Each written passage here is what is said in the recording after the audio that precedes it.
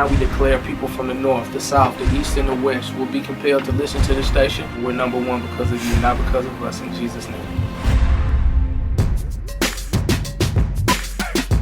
Just in case you didn't know. You're just not tuning in. You're listening to the voice of Nate Parker, my brother representing Birth of a Nation. So honestly, with all the things that are going on in the process, I know you were doing movies and doing films independently, and it still feels like an independent grind, as you said. Right. Like, what have you learned about yourself in this process? I've really learned that, if and it seems like I might be taking it to faith, but when you're doing a film about a preacher, you know what I mean? It's like, it seems like that's the thing that comes back to. Yeah. I really learned, like, if you're on purpose, if you're doing what you think that, God has put forward for your life, if you're on that path, then you can really do anything. You know what I mean? It's like, we had 27 days to shoot a movie that they said we needed 40 days to shoot. We had, less than $10 million to shoot a film that they said we needed, $40 million to shoot, $30 million to shoot. And every day there was a miracle. Every day it worked out. Every day the rain was prayed away, or, you know what I mean? Or the time just was extended a bit, and we were able to pull this thing off. And then, all of that culminating in, the biggest sale in history, was just confirmation that we were doing the thing that we were meant to do. Yeah. So why Fox? With all the bidding war that was going on, what made you say, I'm going to partner with Fox on this?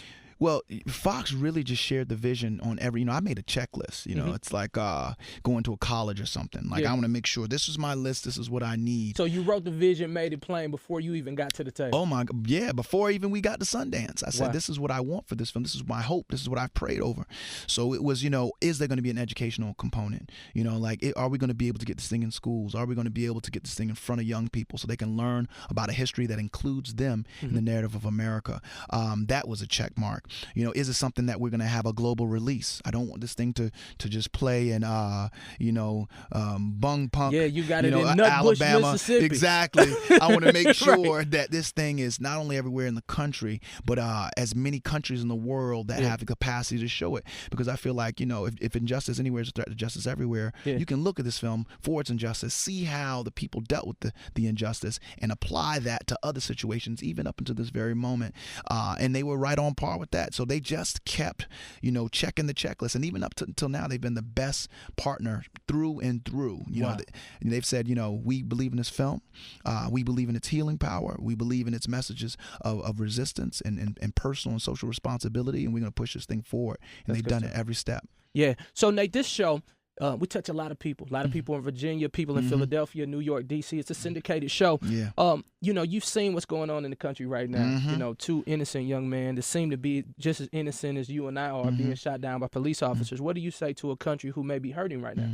Well, for one, when it comes to law enforcement, I think this film is really significant because it gives us context as to our relationship with law enforcement. Wow. In this country, so often we want to look at everything in a way that is a bit like simple-minded. Well, did he put his hands up? Did he lunge at the cop? Rather than saying, okay, well, why is it that there is a strain between law enforcement and people of color, specifically black men in this country? Okay, well, could it have anything to do with the fact that the first police officers in this country, specifically in the South, were slave catchers? That they roamed the plantations looking for deserted, slaves or want to control the body and the movement, when we didn't have the right to assembly, and that they were often the ones that beat us or sick dogs after us or terrorized us. The relationship is strained for a very specific reason. Yeah. We need to talk about that. We need to learn about that. Police officers need to know about that so they can say, man, we have some cycles we need to break internally that we don't even know exist. Yeah.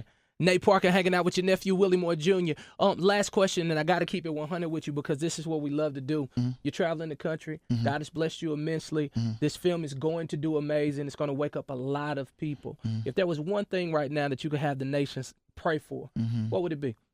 I would say that we would pray for a closer connection to our faith. Yeah. This film really digs into how faith is used by some as a tool to disrupt and to misinform, and to others how it's being used as a tool of liberation. I think as people of faith, as a country that touts itself as a country that's being, a nation that was built under God, we have to get back to what that means, what it means to be Christ-like, and to really start to wrestle again with that what we're being presented and how we are to move as people of faith. Yeah, that's good stuff. Family, listen. listen, Nate Parker, the name of the movie, Birth of a Nation. Now, this is what I need you to do.